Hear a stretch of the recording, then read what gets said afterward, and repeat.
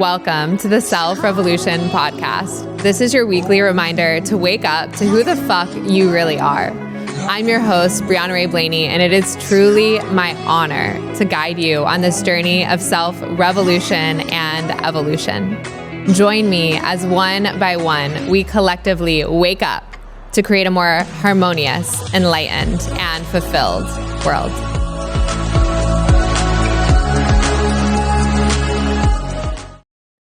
Welcome back to the Self Revolution podcast. It is a joy to be here with you today. Today, we're going to be talking about natural cycles and syncing your schedule to the natural cycles of nature. Everything in this universe works in a natural rhythm and has a natural harmony to it. And oftentimes, we are living out of sync with that harmony, particularly in the modern world. If Netflix and chill late at night is in your routine, that's not necessarily in sync with natural cycles. But that doesn't necessarily mean it's always a bad thing. This is really about increasing your awareness of what's happening in nature so that you can have more energy and vitality in your day-to-day. For me, this has been one of the pieces of information, of knowledge that has completely transformed how I schedule my days, my weeks, even think about my year as a whole. And I hope it does the same for you. Everything in nature has a natural rhythm to it. When you think about the seasons of the year, there is a natural harmony to that, right? We can expect to move from winter to spring to summer to fall and back to winter again. Same thing with the tides, right? We can expect low tide and high tide. There's a cycle of the moon and the moon phases. And then obviously there is the natural cycle of every single day, the 24-hour cycle. We can expect the sun to rise and the sun to set. That's what I mean when I'm talking about the natural rhythm. There is an energy around these different phases of the year, and there's an energy or quality associated with every single time of day. Now, before we get into the details, I want to preface that this is customized for every single person. You innately have a specific quality and different energies associated with your innate nature. In Ayurveda, this is called your Prakriti. And there are nuances in terms of the ways that you can optimize your daily routine based on your innate energies. Yet today, we're going to just talk about this more at a broad level in terms of some of the foundational things that we can all do regardless of our Prakriti or those innate energies.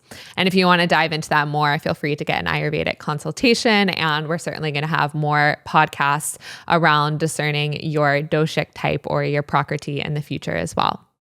So one of the most foundational things that you can do is to start by optimizing your sleep schedule with the schedule of nature. So we're just talking about the 24-hour cycle of the day. When do you sleep? When do you wake up? What do you do in between? This in modern science is called your circadian rhythm.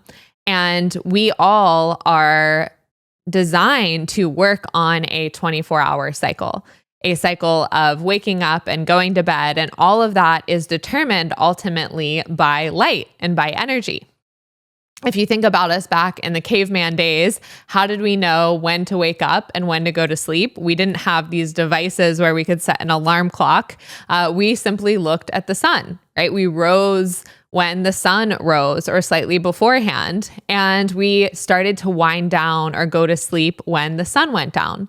And we were very much synced with the cycles of the sun. And that is still how we are biologically designed. We are meant to be up when the sun is up and meant to go to sleep when the sun is down.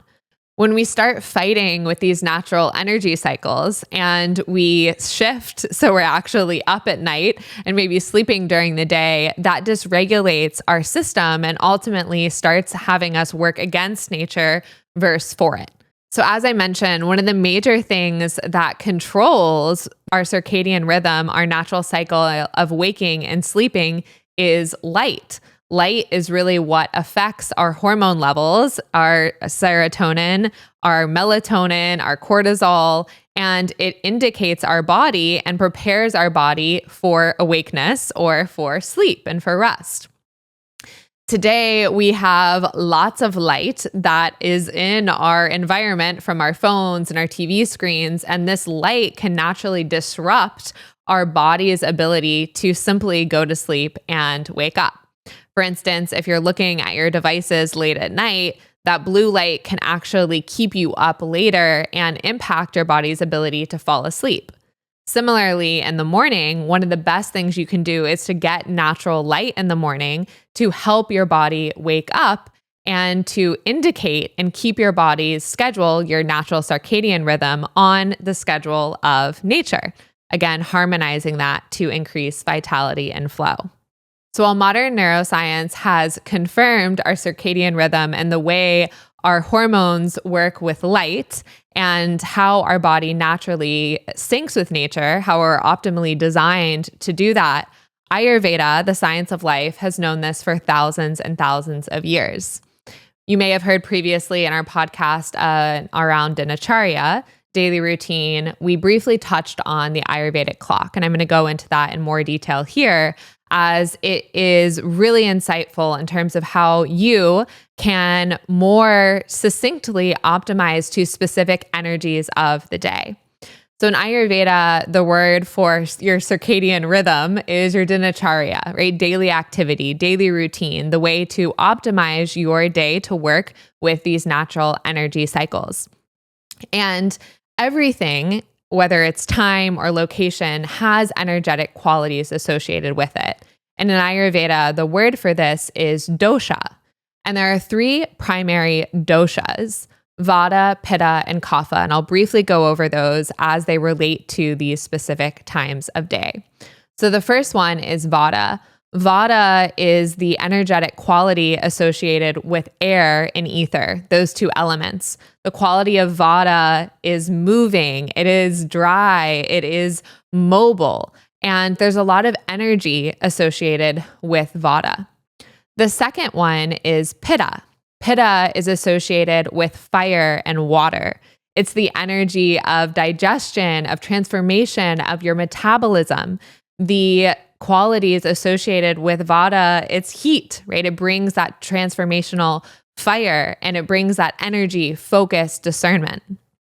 The third is Kapha, which is made up of water and earth. You can think of like, what are the qualities of water and earth when they're mixed together? It's mud, right? There's more stability, grounding, quiet, stillness, but it's also cold. So these three primary doshic types work with the Ayurvedic clock. So during these different periods, we rotate through these different doshas, different cycles of the day. So I'll move through which each of those are, and then we'll talk about the application in terms of how you can actually schedule different meetings throughout the day, different things you're doing throughout the day to optimize your time and flow with the energy of what's actually happening during that time of day. I'll also preface that the Ayurvedic clock works on a 24-hour cycle, and it is structured around a 6 o'clock wake up or 6 o'clock sunrise and 6 p.m.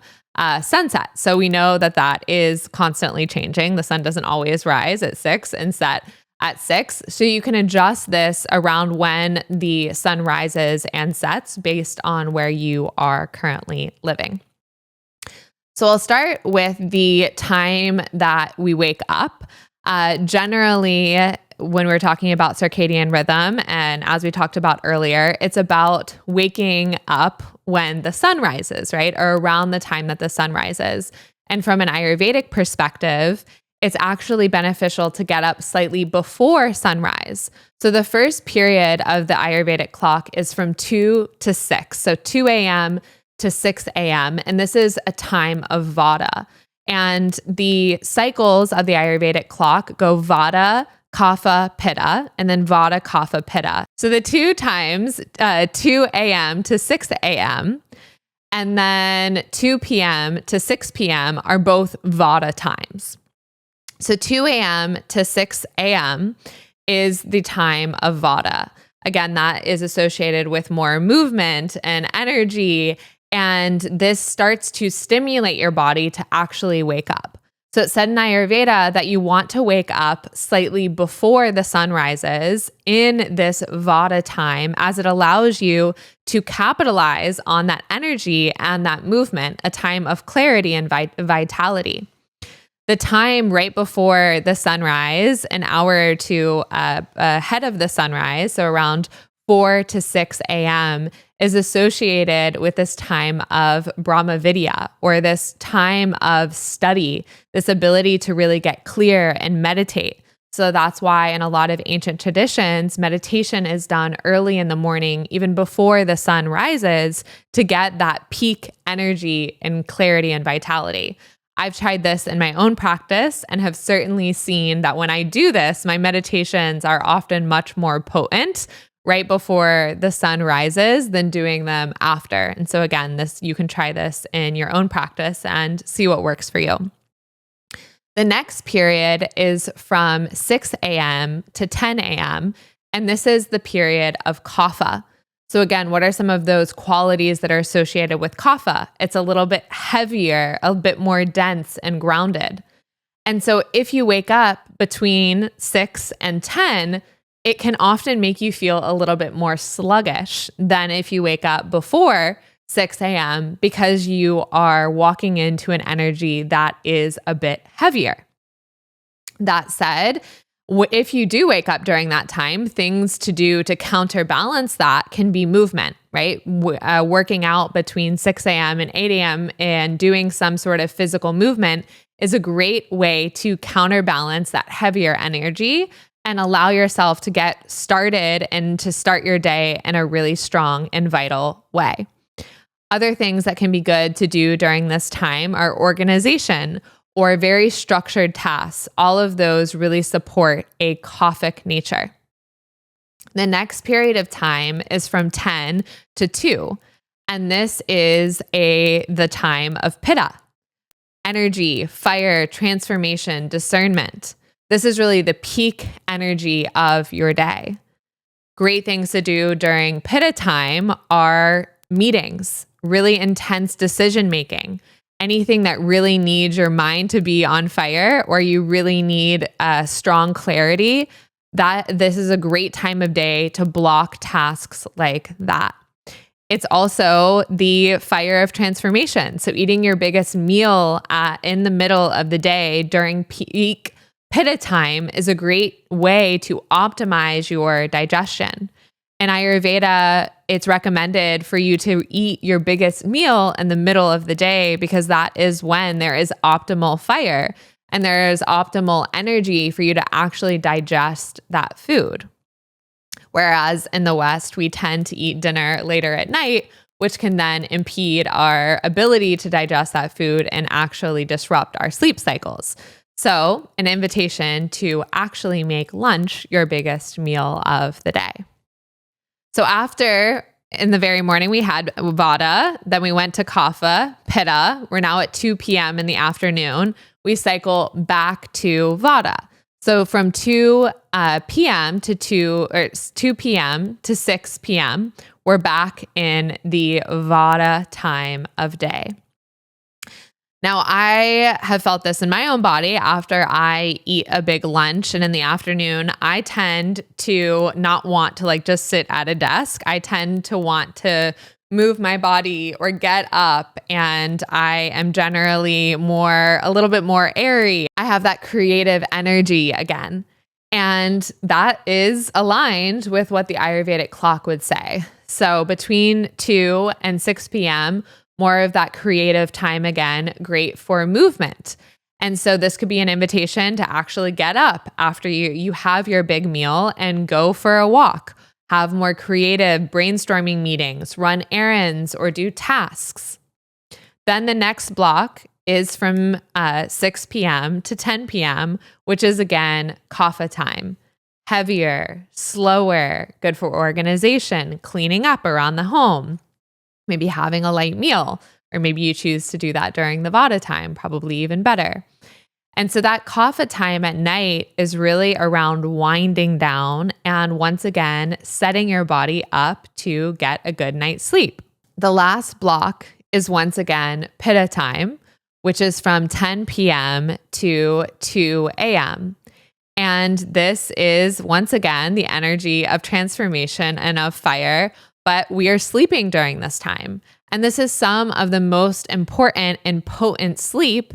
And modern science has backed this up as well, is that most of our tissues and the detoxification process are actually happening during this window.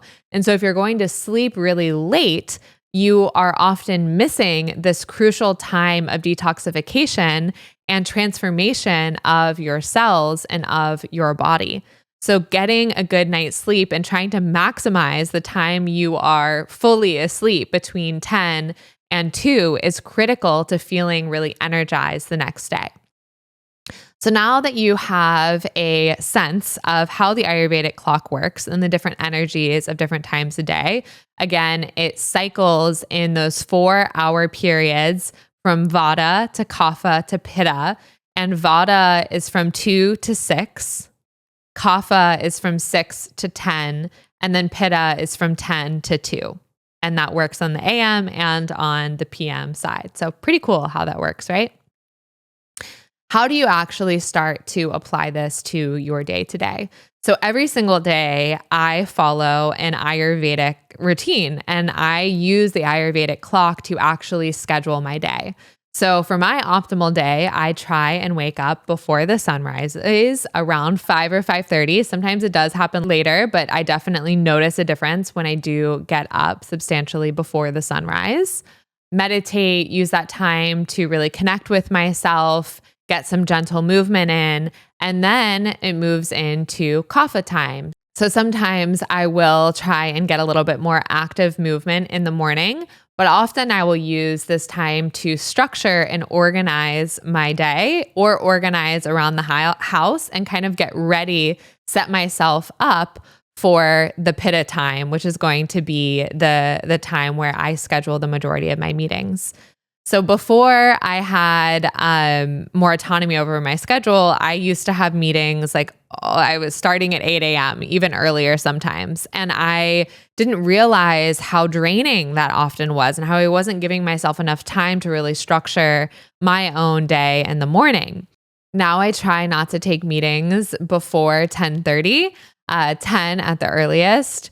And that has really transformed the way that I'm able to show up for those meetings. So I try and schedule the majority of my meetings, particularly the ones that are really, really critical, whether it's a sales meeting or it's something that I have to make a big decision around, between the hours of 10 and 2, or really 10 and 1.